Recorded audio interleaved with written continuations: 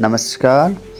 आज यो भैँसीको मिल्क फिभर दुधे ज्वरो नेपालीमा भन्छ, जसलाई चाहिँ हाइपोक्याल्सिमिया पनि भनिन्छ र यो विशेष गरेर ब्याएको 24 देखि 72 घण्टाभित्र हुन्छ र सुत्केरी भएको अवस्थामा चाहिँ यो रोग लाग्दछ। यसको मुख्य लक्षणमा चाहिँ खुट्टा काम्ने, उभिन गाह्रो हुने, भैँसी सुतेर उठ्न नसक्ने, आँखामा निस्तेजपन अनि शरीर चिसो हुने, विशेष गरेर कान र खुट्टा चिसो हुन्छ, पेट चलाउन कम हुन्छ, गम्भीर अवस्थामा सुतेको अवस्थामा घोस्रिने, कोमामा जाने र मुखबाट रियालहरू पनि चुहाइराख्ने, टाउको बटारिएर बसिराख्ने हुन्छ।